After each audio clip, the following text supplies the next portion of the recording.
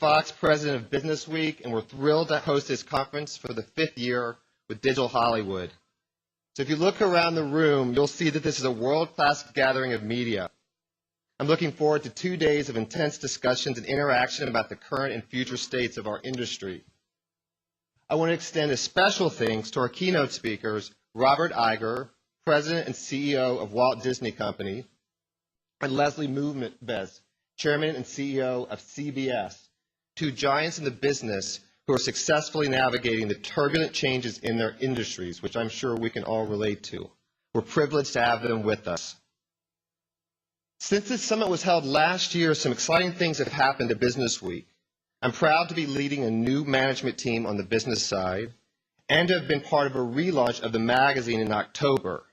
That relaunch, which provided a cleaner, bolder look and improved navigation, was a direct result of what we learned from our readers and what they need in their busy lives. The fact is, the world has changed and we've changed with it.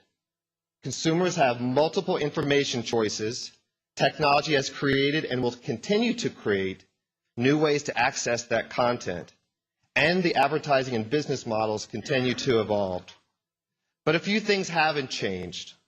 Our values of editorial excellence, objectivity, and global perspective are still core to the Business Week brand, whether in print, web, mobile, video, TV, or whatever the future might bring. Engagement with our readers, viewers, and advertisers is equally essential. We strive to be an intelligent filter for what matters in business, and our reach, which is actually the highest in a decade, shows that we're succeeding.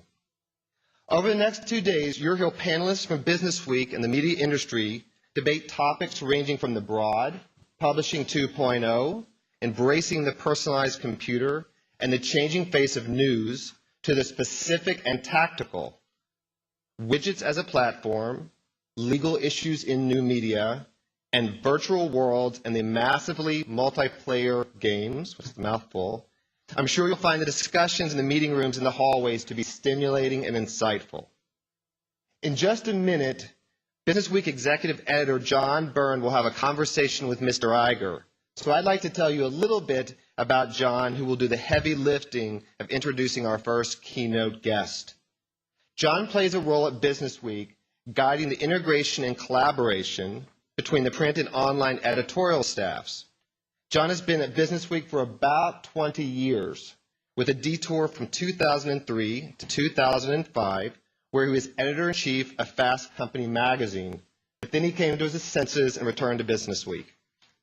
John holds the distinction of having written the most cover stories for Business Week in our history, 57, on a variety of topics including the fairness of executive pay, the folly of management fads, and the governance of major corporations.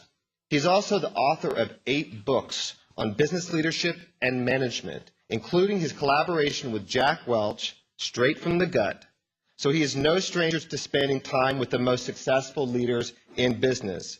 He also happens to be one of the smartest and most exciting talent I've ever worked with in my career. So please welcome Business Week's Executive Editor, John Byrne.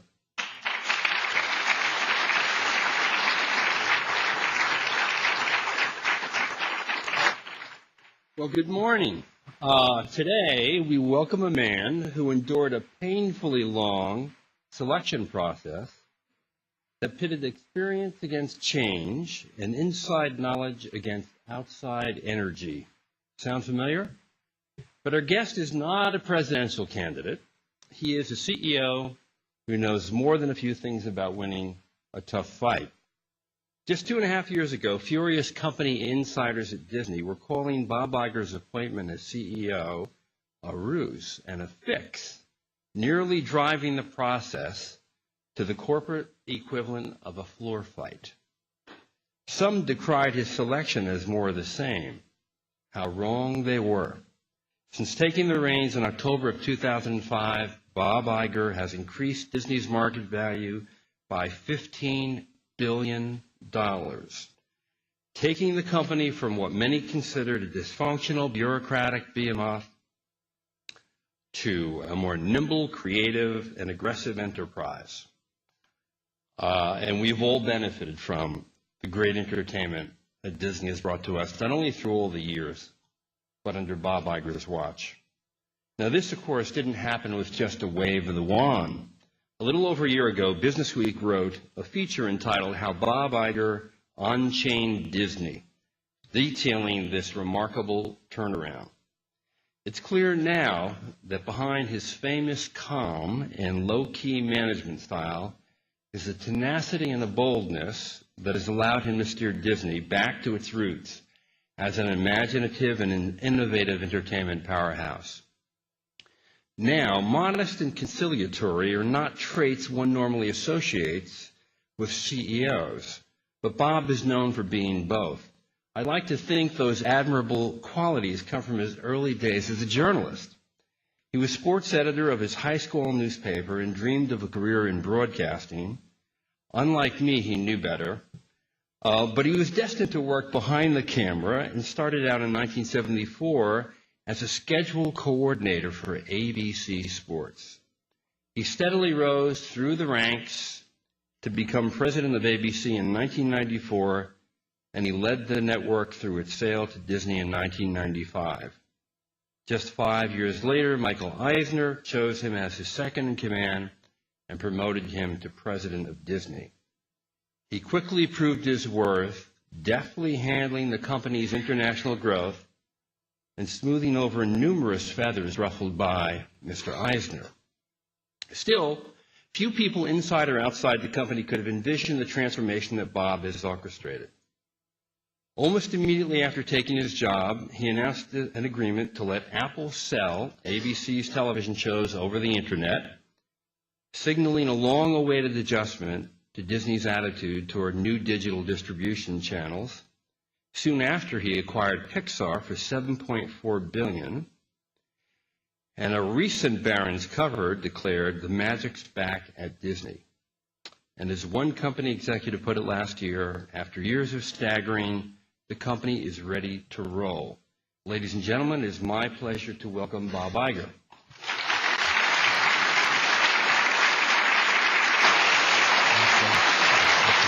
Thank you. Okay, Bob, I can't help myself. I've got to ask you the first question. What's it like to have Steve Jobs in your boardroom? Well, just imagine you're CEO of a company like the Walt Disney Company, and you're focused on quality product, reaching the consumer as effectively as possible, bring innovation to a company and to businesses that require innovation. And you've got Steve Jobs not only as your largest shareholder and a member of your board, but as someone that you can get on the phone pretty readily and either seek advice or listen to advice. And so I consider myself, and this feeling is shared by other members of the board, but also senior management of the company, extremely fortunate to have Steve associated with Disney. And it's interesting because when you think about these times for companies like this, and I know you mentioned in your very generous introduction, figuring out how to move content or media onto new technology platforms is probably, next to creating high-quality experiences content, is probably the most important thing we can do. And to tap into that kind of expertise, that instinct, is extraordinary. And so we're very fortunate. Bring me in the boardroom if you can, and can you recall an insight that Steve delivered that was particularly helpful to you or the rest of your board members? Well, Steve is very, very honest. He speaks his piece, and I think the most important thing, I don't think I can recall one instance of it, but he has a tendency to create or add a perspective on things that is not only refreshing because of how honest he is, but it's refreshing because the perspective is so interesting. And it happens, and it's on a number of issues. He's got such a fine sense of design and the importance of reaching the consumer, not just with high-quality product, but in easily navigable ways. You look at that iTunes platform as one example of something that is just brilliant in terms of the user interface. And a lot of what we do, it's not just creating a great product, but figuring out a user interface that gives the consumer an ability to consume that product in easy and very positive ways. It's unbelievable knowledge to have in our company, which is how I consider it. And he and I have had a lot of really interesting discussions about the impact of technology on the consumer today and in the future, and it's great. It's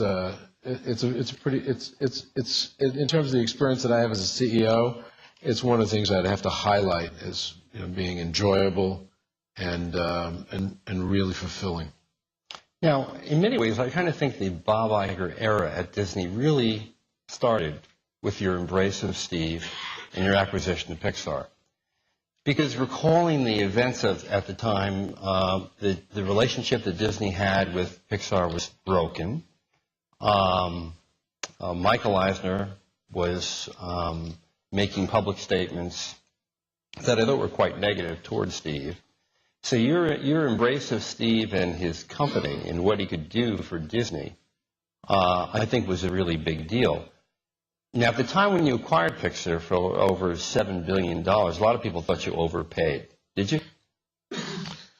No, we didn't overpay. It was clearly fully priced. Maybe that's a euphemism. You have to go back to that time. There were a couple of things going on. First of all, the relationship with Pixar, which had been very, very successful and created a lot of value for Disney shareholders, and the people at Disney, including Michael, who were responsible for it, deserve a lot of credit for it. I mean, we had a 10-year relationship with Pixar. During that period of time, not only threw off great value from a shareholder perspective, but created great franchises, starting with Toy Story, Finding Nemo and Incredibles and Monsters, and the impact that had on multiple businesses of the company. Just go to the theme parks and you'll see it. It was extraordinary. But that relationship was ending contractually. Whether the relationship was broken or not was not material to me. It was the fact that the contract was over.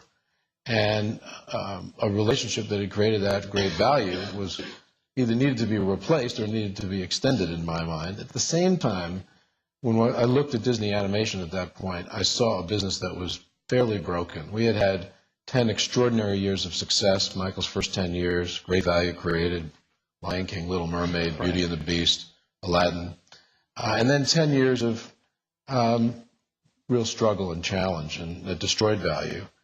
And I thought animation was a core business of the Walt Disney Company. And Walt Disney founded the company based on animation back in the 20s. But for Disney to be successful, animation had to be successful. So the combination of the Pixar relationship ending and my need to see to it that Disney Animation was successful and vital led us to conclude, not just me, but the senior management of the board, that purchasing Pixar, even at that price, was the right thing for us to do at that point strategically. And I would say, looking back, it's exceeded our expectations, both creatively and economically. It has been a very, very important sort of aspect of the company in a sense, because not only did we end up with a relationship with Pixar being extended, but the talent that exists at Pixar is incredibly rich. Right. Actually, in more ways than one, thanks to that acquisition. I was lucky. And you even had a conversation with Warren Buffett about this, right? I did talk to Warren about it, but when you think about getting that kind of talent, infusing a company like Disney with that talent, who are we as a company? It's not about who's in the boardroom as much or who's in the CEO role. It's what talent do we have at the company that's going to really create the value. And John Lasseter, would be obviously a primary name that comes to mind, but there was a lot of talent at Pixar, and that talent is working its way into Disney very, very effectively. And as a CEO, I sleep better knowing that talent is at the company. And it shows up when you look at our results, and again, you were generous in some of the statistics that you cited. That all stems from creativity and great talent. Right. Now, since you took over in 2005, Disney image has changed quite dramatically. Many on the street thought the company was overly cautious in the years before you were named CEO. You changed that feeling on the street almost immediately. Why was it so important for Disney to make the bold moves that you made, Pixar among them? Well, they weren't. You don't make decisions like this based on image. You make them based on creating value, and so they were all based on that. But there were a lot of things going on at the time. We talk a lot, sometimes maybe too much, but about brand value and managing a global brand in what is clearly a pretty different environment today, whether it's impact of globalization or technology. And most classic brand managers look at technology almost with a deep-rooted aversion. Technology does a few things. It typically enables competition for brands, and it changes consumer behavior. And if you're a brand manager, you don't really want consumer behavior to change. You want them to continue consuming your brand. And so people take a protectionist view toward technology when they're brand managing. I actually felt that being a projectionist or projecting the brand versus protecting the brand using technology was the right thing to do. Because technology does two things, at least for Disney's brand. One, it enables you to make your content better and your experiences better. I can't think of a better example than Pixar and its use of technology to enhance the animation experience. The other thing that it does is it enables you to distribute more broadly and more effectively. And when you think about a brand, two of the most important brand attributes of a brand are differentiation and relevance. Disney was differentiated, but I think we need to differentiate ourselves even more. And using technology was one way to do that. But also relevance, being on the cutting edge of technology, whether you're using it to make a theme park attraction more memorable or more fun, or whether you're using it to reach more people, being on a new platform like iTunes, that really improves relevance. And that's what we had in mind back in 2005 when I became CEO. Let's use technology to completely change the perception of the brand and to grow our business. And indeed, Disney's been one of the first companies to embrace the internet. You put TV shows on the iPod. You launched Disney.com. You're now getting much more aggressively invested and involved in social media. What's the future of social media for Disney? You say embrace technology. As you're saying that, I realize we're not really embracing technology. We're embracing consumers. Consumers are using the technology in order for us to be relevant to consumers, in order for us to make the product either more valuable or more accessible or just better. You got to use. You have to keep the consumer in mind. You have to use technology to do that.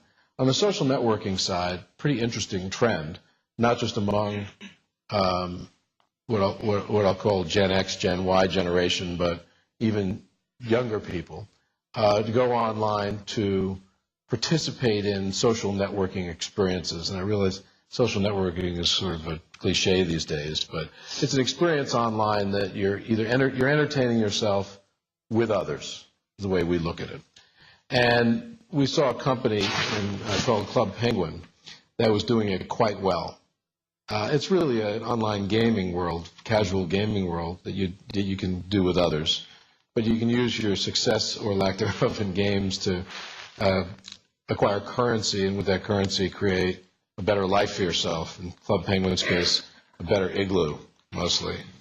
If you go to my igloo, and I'm not going to give you the address, but I got some pretty cool stuff in my igloo. I do. Okay. I got a widescreen TV and a fireplace, and I even have a basketball hoop in it, which is pretty unique. Never been to an igloo with a basketball hoop. And so what we've been doing, we bought Club Penguin, which has been great, but we're using the creative team and the technology to also enable us to build other online virtual worlds and social networking experiences for other Disney franchises. And we have this coterie of rich franchises at the company now that people want to engage with or as part of. And this is going to allow them to be immersed even more in their franchise world. So soon you'll be able to go online to Radiator Springs, which is the mythical location of the movie Cars. And your avatar in that case will be a car. And you'll participate. You'll compete with other cars. Racing will be a primary one, and you'll score points. And with that, you'll buy a garage, and maybe you'll get a basketball hoop for your garage, or a stereo, or a widescreen TV. But you'll live in Radiator Springs with other cars, and your engagement with others and with cars will be extended significantly, which is very, very important to us, because that's a franchise that has a lot of value, and creating more engagement is great. We've done it with Pirates Online, just launched recently. We're going to do it with a new franchise we're developing called Fairies. We're doing it already with Princesses. And you can see that happening with a number of other Disney properties. And again, it's embracing the consumer and using technology to do so. So right now, it's a little laboratory of a business for you, right? Did you say recently it was like $1 billion business, which for you is a laboratory? Yeah, it's not really a laboratory at this point. I'm going to generate $1 billion in digital revenue at the company this year, and that does not include what we sell online in terms of theme park packages. And that's up from about $750 million the year prior. It's nice growth, offers low base. Company that's about $35 billion in revenue. I guess you could argue that $1 billion in revenue is still pretty low, but that's going to grow a lot, and it's going to grow not just domestically, but globally. We're rolling out versions of Disney.com right now in the UK, and Japan did extremely well, and looking to roll it out in a more sophisticated way, meaning a Disney.com 3.0 in China and in Australia and France and Germany and Italy and you name it. And that's not only going to grow revenue, but it's going to grow the brand and the association with the brand. What kind of growth do you expect 3 years from now? That $1 billion business will be what? Much bigger. Much bigger. I like getting very specific. Similar growth rates historically? I like to get specific. We can't predict where technology is going to take us, but I can guarantee it's going to be a very, very important part of our business, and it will create a fair amount of growth for us. Now, some of that will be cannibalistic of current business, but a lot of it will be incremental.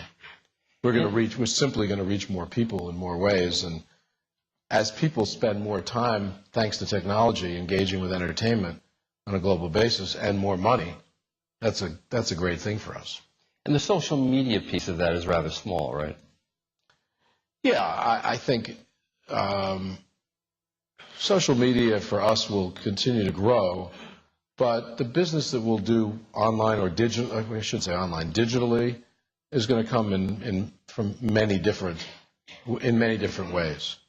Both revenue-wise, there'll be subscription services, there'll be direct sale, video on demand, micropayments, I'm sure, will exist in some form. Advertising, we've spent a lot of time developing ways that we can enable advertisers to reach people with our product on new platforms. Pretty effective. ESPN's doing a great job of that. ABC.com, another great example of that. What the Club Penguin acquisition and playing in that world has taught you what about social media and its promise?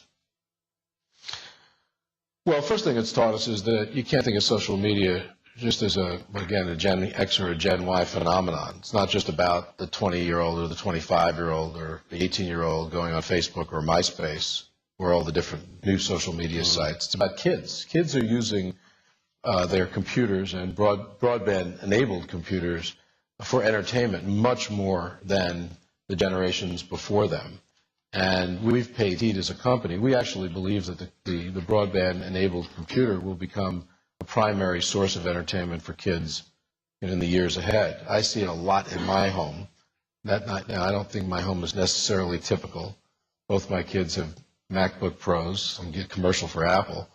Wireless and fairly high speed, and that's pretty unique. But the computer is very, very interesting for kids today, and they get adept at it very quickly, and they go online to be entertained, and it's just as important to them as a TV set.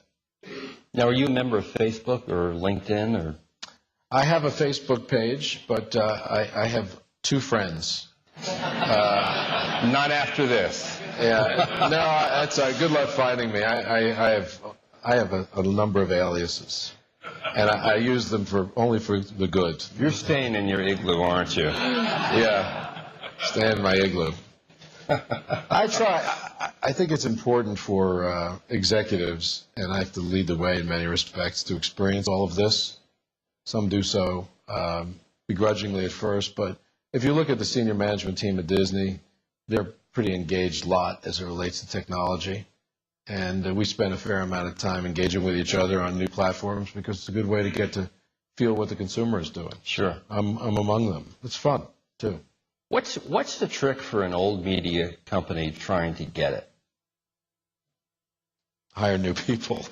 Well, that's a simple way, isn't it? But you do have The trick to is, out again, people. you have to look at technology as friend, not foe. And that's a change, I think, for the most part, when it comes to media companies. Because the first instinct is it's going to make our business more difficult.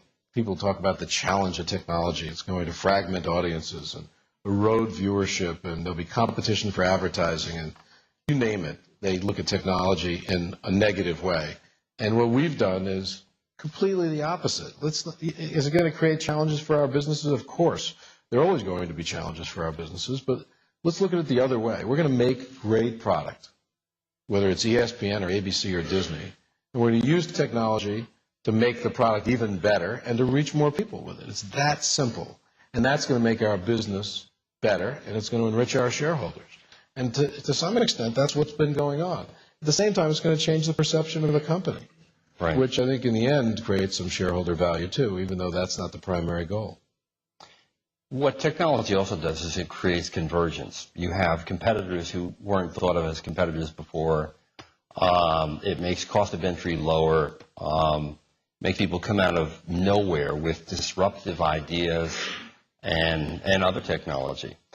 Do you see Yahoo and Microsoft getting together, or DoubleClick being acquired by Google as a direct threat in any possible way to Disney? No, not really, no. For Disney, again, we want to make great stuff, and if someone's got a successful platform out there, they typically need our stuff in some form. They want an association. Google, if you were to ask an expert at Google, you'd find that Disney comes up as a pretty popular search word on Google. Very popular. I can't give you the exact number, but it's up there. And they want an association in some form. Some of that comes, in effect for free to them. They don't have to pay us for someone to search for Disney. But it delivers a lot of value to us when they provide a consumer with really great search, and that search gives the consumer access to Disney, whether right into Disney.com or an ability to buy a vacation package or go on a cruise or find out when Ratatouille is playing at the nearest movie. Right. That creates value for us. So those platforms being strong is good for us, not bad. It's interesting, again, the instinct is, whoa, they're going to cannibalize advertising. Well, wait a minute. So they're going to sell advertising, and it's going to grow. We're not going to stand in the way of that. Let's look at it a different way. If Google is successful, more and more people use it. We'll go back to the user interface. The user interface is great. You just go to Google, type in DIS. You're going to get an array of search results that are going to create value for us. That's phenomenal. So we actually look at ways, how can we enable that process? And how can we make it better?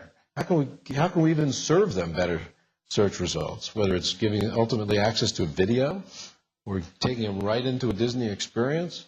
I would imagine in the last 6 months, searching for Hannah Montana would have been something that happened fairly often on Google. So how can we figure out a way to, again, take advantage of that? Right.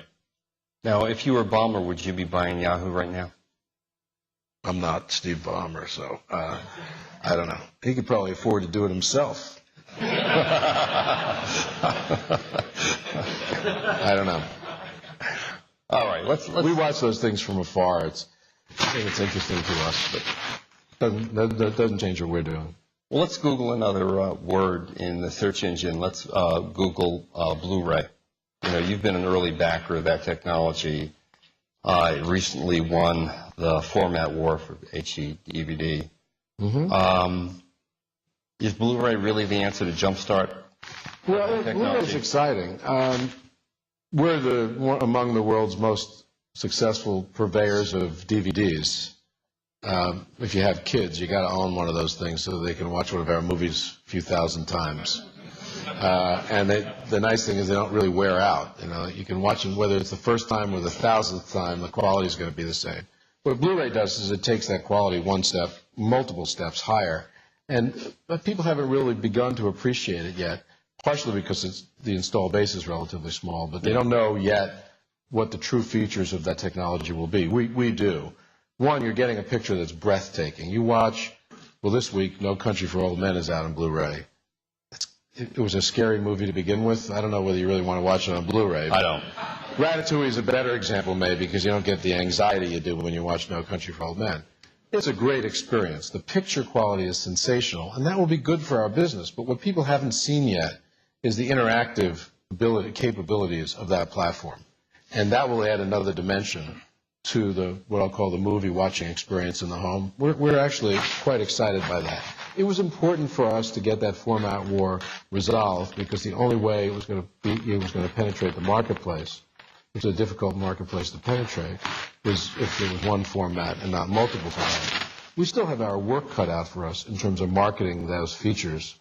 And for instance, I don't think enough people understand that a Blu-ray player will play the old or standard def DVD. You don't have to replace your whole library. We'd like you to, but you don't have to. Blu-ray is another example of technology basically being a friend. Better experience for consumers, ultimately be better for our business. What we have to do is make great stuff that can be published on Blu-ray. Is there a way to tangibly say what that definitive decision in the marketplace does for Disney? I mean, I know where you're getting. You want me to quantify it? Yes, exactly. There's been some flattening out of the DVD business in the States, but also globally, because you have a lot of people that own a lot of DVDs, and the buy rates in terms of number of movies bought per year come down over time as the technology penetrates. And then we've seen those buy rates come down, although Disney's done quite well because, again, that's where we didn't really talk that much about the value of the Disney brand, but we did talk a little bit about differentiation. The Disney name on a film and the Disney name on a DVD of that film makes a difference. People want to own those. And so we've done fairly well in a marketplace that has started to flatten out. Blu-ray will enable that flattening out to start reversing and create some growth. But I can't predict how far and how fast. Right. But it will be positive, not negative. Great. There's a lot of talk about how new media is chipping away at the eyeballs for more traditional media. Yet the Disney Channel, which is now 25 years old, I guess, has created two of Disney's most successful new franchises. High School Musical. Just saw a recent version in a high school gym, which was actually quite good. And Hannah Montana, right? So what does it say about so-called old media's ability to still create breakthrough shows? Well, the old media that you speak of, television, is still a very powerful medium, and we denigrate it by calling it old, which is kind of unfair, because when you watch a high-def version of High School Musical on a big flat panel TV that you've just bought for much less than you ever thought you'd have to pay for it at a Walmart, that's not an old media experience. That's a new media experience. So you look at TV as old media. Well, that's not old media. That's new media. My 5-year-old son doesn't look at it as old media, new media. Actually, that's media to him. But we think that what I'll call more mature platforms still can generate a lot of value. That includes the big screen movie experience in a theater, and that value actually grows because of new media. Because what we do is you introduce it to the world on a more traditional platform. And then you use what I'll call new, or what you're calling new media, to reach more people and create more dimension to it. So the things you can do now, High School Musical and Hannah Montana, new media, including watching episodes. I don't think I have any downloaded on my iPhone. I don't think we'll look at them today, but you want to watch an episode of it on here. Now, I know it's not as good an experience as watching it on a 50-inch flat panel TV, but Right. to kids, it enables engagement more places more often. That's a good thing. Original content from the internet. What would constitute a success for Disney in that space? Well, we are investing to create original content for new platforms, including the internet, under multiple umbrellas, brand umbrellas, ABC and Disney and ESPN.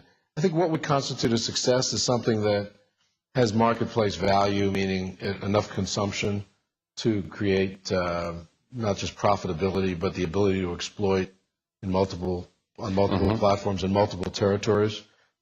When we look at things that we create these days, you can't create a checklist when you in the creative process and say, well, this could be global, this could reach boys, this could reach girls. You have to create what you really believe are the right things creatively. But when you have something that you feel is a success creatively, I think it's really, really important to sort of enable more reach for that product.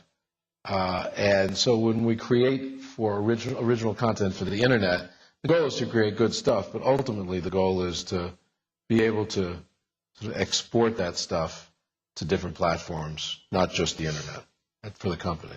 Now, we're not suggesting that everything we make in short form for the internet is going to become a theme park attraction, but as a company, we have the ability to leverage success in more ways than most of our competitors, and the goal is to do just that.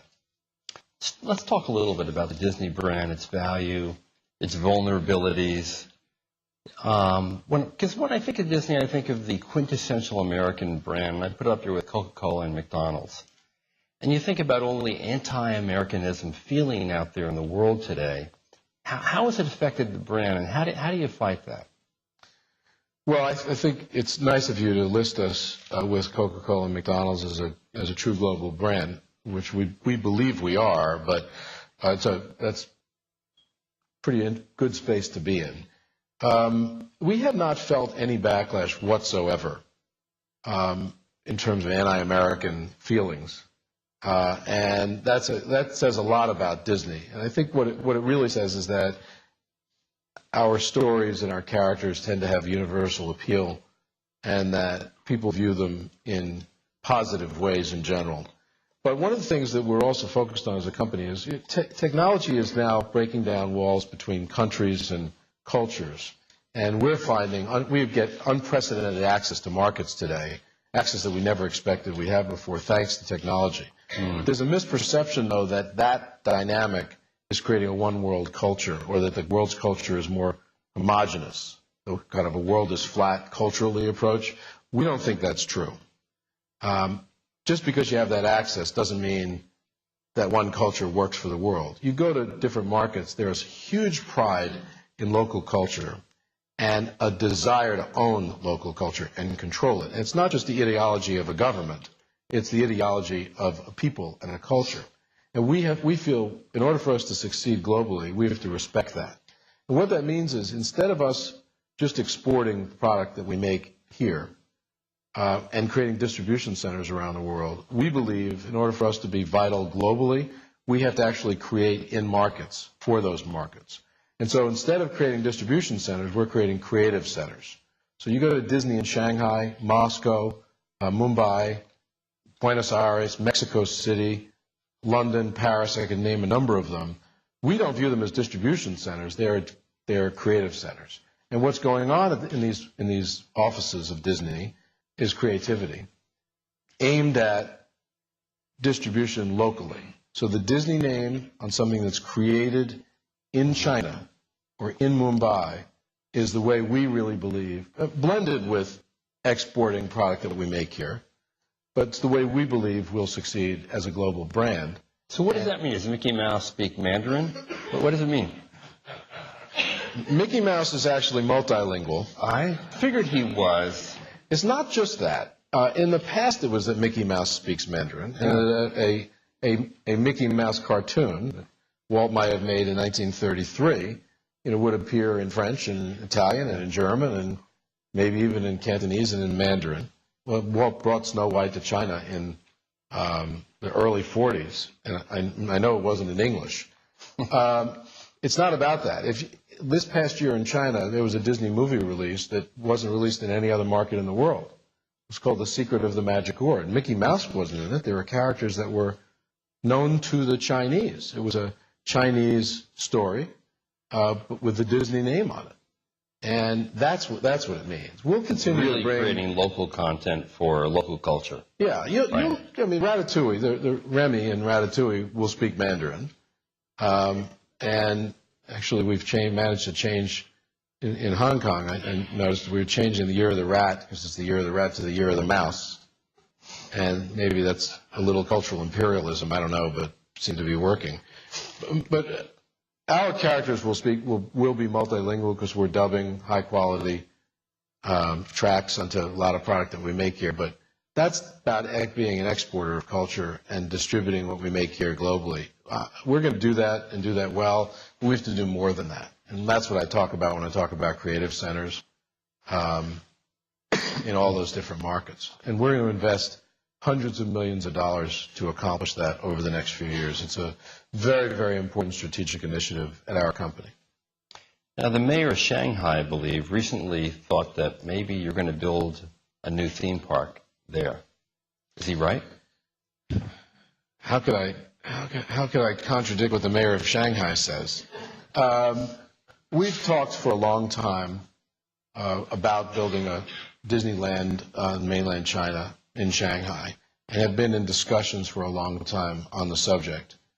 And it's complicated for a variety of reasons, but it's something we would love to accomplish as a company at some point.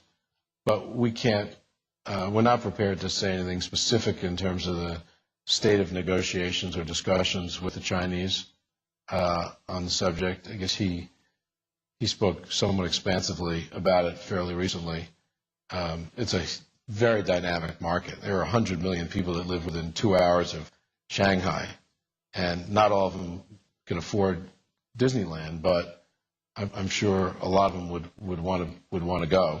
Right. And it's a great market for us already as a company, and it could be a better market for us if we have a park there. So we're going to continue to work on it, but I can't say when or whether. Okay. Your international theme parks actually haven't done all that well in Paris and Hong Kong, right? I mean, you've had some profitability issues with them. Why? Well, we have 3 parks outside the U.S. Tokyo, which will be 25 years old, is 25 years old this year. Unbelievable success. Paris opened up in 1992, and it's doing very well now, but it took a while for a variety of reasons. There was a miss there, including an overestimate initially on how much people would spend to go, ticket prices. And the park was built anticipating more revenue sooner, and that didn't occur. So there was a debt issue. But we've got the right product there now. We actually just opened Tower of Terror and a number of Pixar derivative attractions, and this past year has been great for that park. So I think it's finally hitting its stride. Yeah.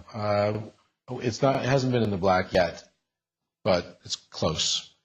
Been great for the brand there, of course. Number 1 tourist attraction in France because it beats the Eiffel Tower. Hong Kong's only 2 years old, and we had a good first year and a somewhat challenged second year. I was just there 2 weeks ago, and I'm pleased with the steps that we're taking, both to invest in the park, to expand, opening Small World there this April, next month, and we've added some other attractions, but also our marketing efforts have improved. No matter how much research you do on a market, you miss certain things. It's one of the things we've learned, that you can't understand everything you need to understand before you open a park, which is difficult because these are expensive propositions. And so they become works in progress when you open. And the question is, how long does it take to progress enough to create real value? I'm confident that Paris is in the right place and is on the right trajectory, and that Hong Kong will be a valuable asset for this company over time. And it will take some additional investment, which we're talking about, to get there, but we'll get there. What if you learn? Just by the way, just an interesting thing about Hong Kong that we just didn't appreciate. When people visit a theme park one of our theme parks in the United States, they spend only about 20 minutes eating. When you sit down for a meal, I'm sure you've been there, you want to get back online to visit one of our attractions. So you only eat for about 20 minutes, and we factored that into Hong Kong, and that guided us in terms of restaurant capacity, tables and seating and waiter service and counter service, and you name it. They're spending about twice as much time eating there, about 40 minutes. That basically meant we had half the capacity we needed. We had to change that quickly. There were longer lines to eat than there were to ride Space Mountain, and that's pretty long. So that's an example. Now it wasn't significant in terms of the impact on the overall bottom line, but in terms of the park experience, it wasn't great. We had to fix that. And if in fact you build the park in mainland China, how much will it cost? We don't know. We have not yet begun the full design process. Global construction costs have gone up a lot because of competition. Look at the price of steel, price of concrete. So we have to factor all that in. But how much we build, how big it is, will depend a lot on. Will obviously have an impact on the cost. And Hong Kong cost you how much? I don't think we've said publicly. I mean, I know what Hong Kong costs, but Hong Kong is a partnership with the government of Hong Kong, and there was a lot of infrastructure tied to it, landfill and transportation notably, that the government picked up, and then we picked up with them the cost to actually build the park. It was significant. And when we put in about $300 million, the government invested more, and that's reflected in the ownership structure. And when will you really begin seeing a return on that, do you think? Well, I can't predict, although I'm confident that it'll be a good business for both the government and for us. It's already a good business in terms of its impact on tourism to Hong Kong.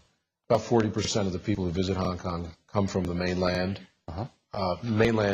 Tourism from the mainland was increasing anyway to Hong Kong, thanks to loosening of restrictions. But a lot of people were coming to Hong Kong to shop, which is attractive to a lot of people. Now they're coming to shop, but also to be entertained the Disney way. And so you see more families come, and that's good for the local economy. We're not predicting how long it'll take. Okay. The writer's strike. You helped to get the compromise among, I guess, the News Corp president, Peter Chernin. Why did the strike have to take so long? Well, a complicated set of issues and complicated circumstance. I don't know that I could really explain why it took so long. Labor conflict can be really complicated because of the issues on the table and the politics. There were both existent in this case. Issues related to new media, very complicated because they were new and I think somewhat misunderstood. Politics as well. It was too bad because I don't think it was good for the industry. I know that it wasn't good for Southern California. It cost the local economy billions of dollars. And we also had a process that was probably unnecessarily complicated, that wasn't quite right for the times, meaning the approach in terms of settling a labor dispute was more traditional in nature, and these times called for a different approach, which resulted in Peter and I stepping in and trying to create a solution. we feel fortunate to have been able to do, and I think it's good for our business, both Disney, and good for the overall business. What does it mean for the coming talks with the Screen Actors Guild? Well, we were successful in negotiating deals with the directors and with the actors and resolving a lot of complicated issues.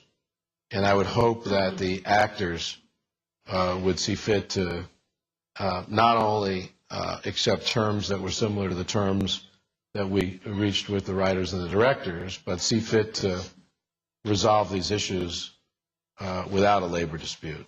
I don't think it's good for the people of the business. And when I talk about the people, I'm not just talking about the directors and the actors and the writers, but all the people that thrive on these businesses. You know, the little person in this case is not just a guild covered or a guild member. There are a lot of people associated with these businesses, and the strike had a really negative impact on all of them. Right. Mobile entertainment. Okay, Disney has tried twice to create its own branded phones under ESPN and Disney brands without much success. What's the future there for you? The future is good because mobile entertainment is real, meaning people are using mobile devices to be entertained in a variety of ways, casual games, primary way.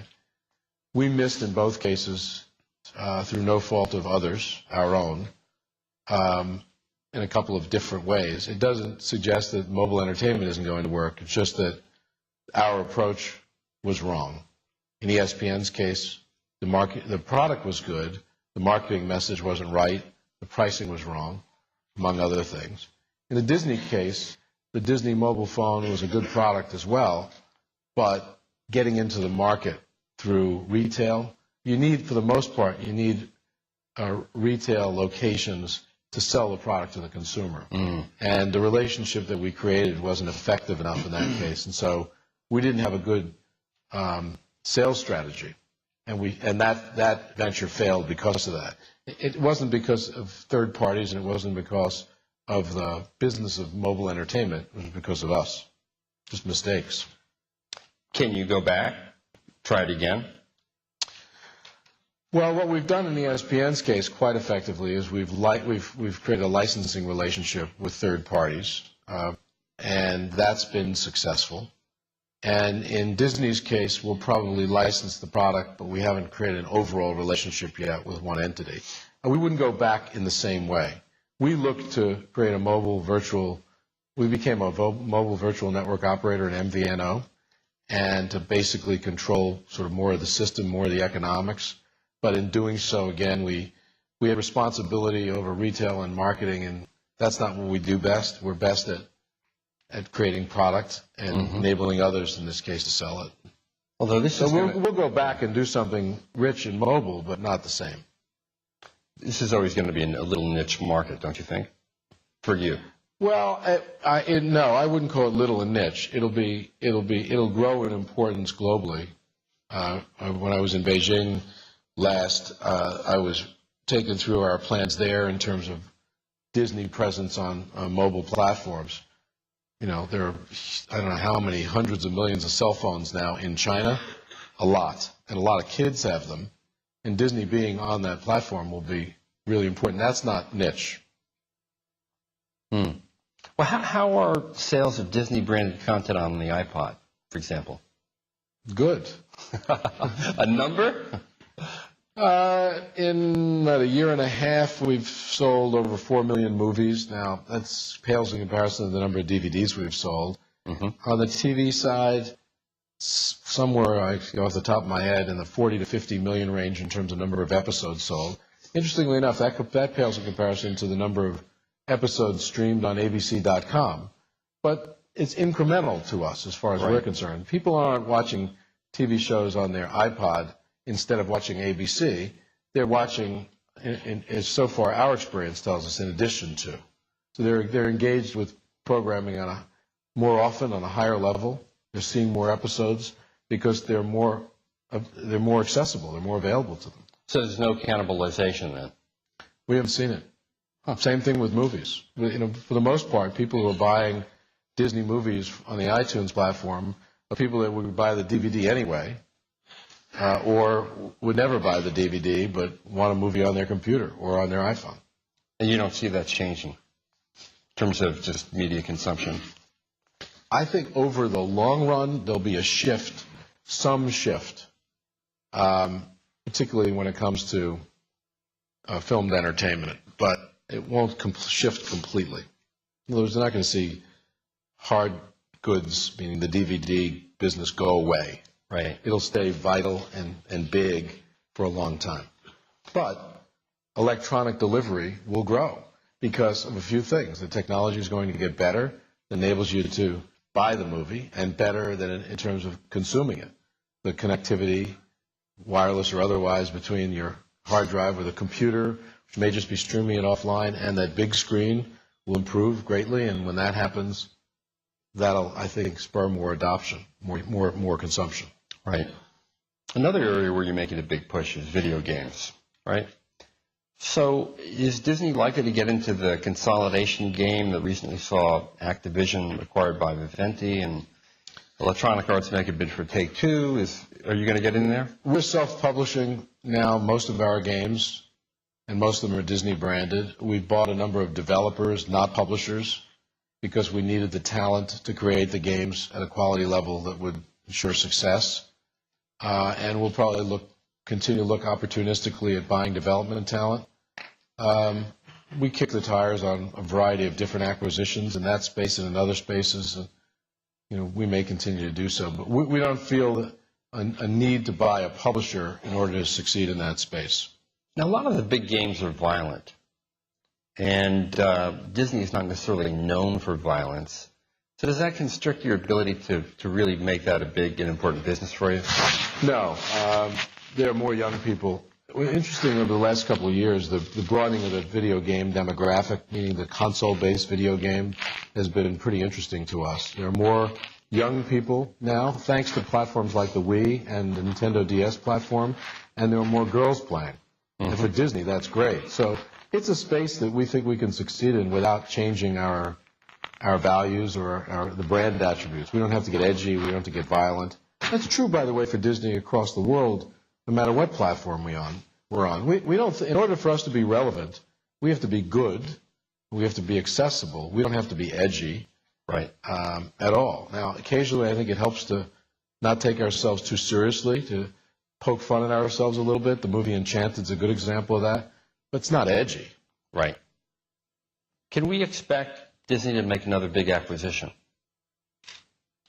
I mean, would you think about AOL, for example? No. No, you wouldn't? Why not?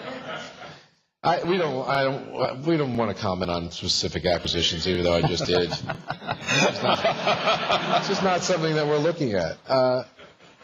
We're lucky as a company that we've got assets that enable us to continue to grow globally, and we don't feel a compelling need to buy something to be successful. However, we have a very strong balance sheet, and our free cash flow these past few years has been really strong and should continue to be strong.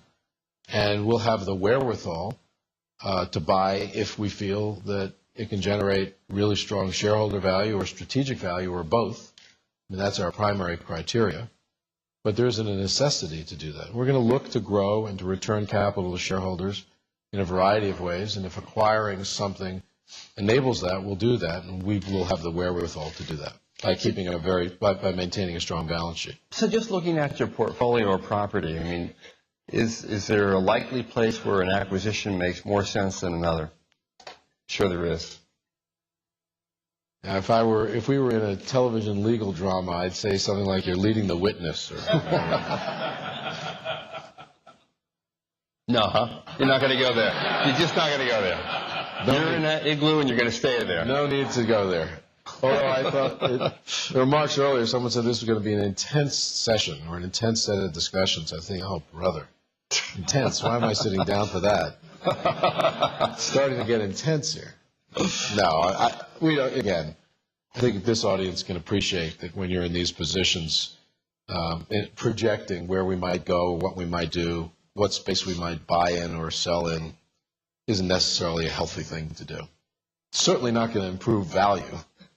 Right. And that includes, I know I was impertinent in saying we weren't interested in AOL. But I think if I were to poll this audience, they would have come to the same conclusion.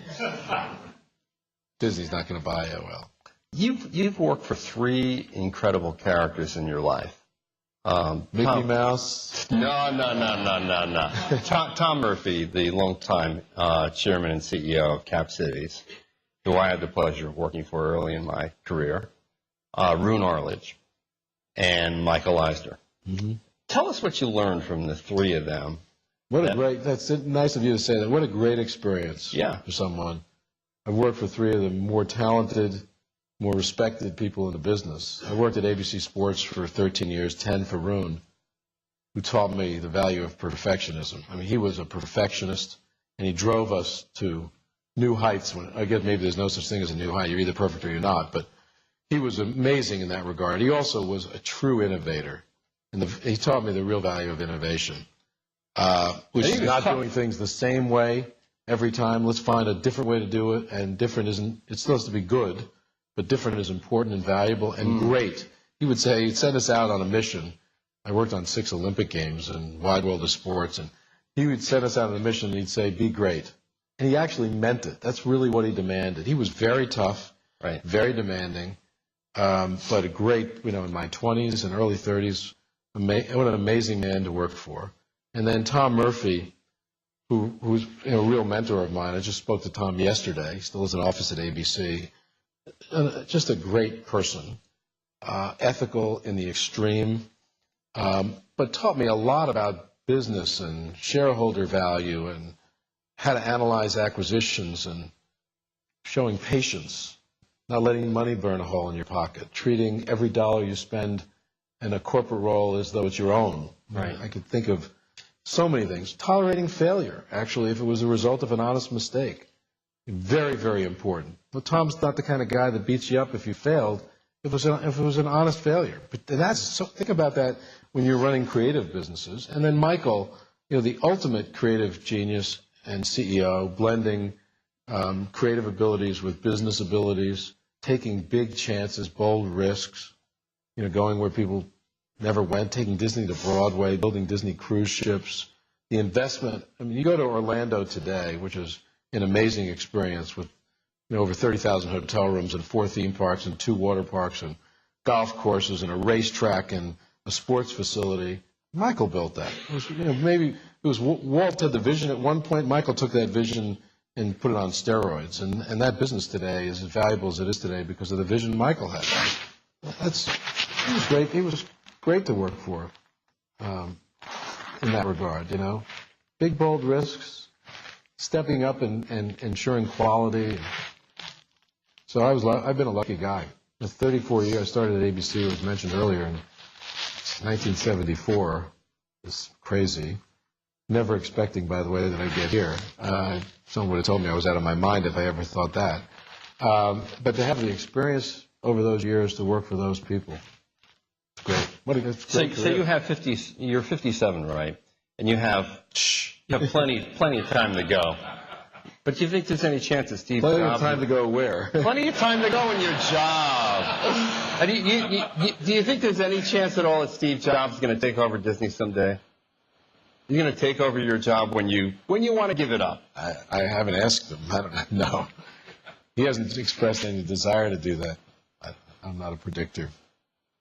Well, Bob, we hope you hang around. Someone will run Disney after me, and I'm sure they'll be great. And Disney is Disney, by the way. It's not Iger's Disney. It's Disney. There'll be great CEOs in the future. And they'll be lucky to have that responsibility, that title. Right. Think about a world or a life experience. I try not to look at myself in the mirror in the morning and see that title on my forehead. That wouldn't be healthy. But I will say that as a life experience, it's very, very unique. I grew up watching the Mickey Mouse Club and Davy Crockett and Spin and Marty, and I still remember my grandparents taking me to a movie theater in New York to see Snow White. Not in 1937 when it came out, but when it came back in the 50s. And to wake up one day and you're running that company, it's pretty unique experience. But try not to let it go to my head. Bob, thank you. And now you're in an igloo, aren't you? Lucky you. Yes, and it's It's pretty cold. Thank you. Yes. Thank you.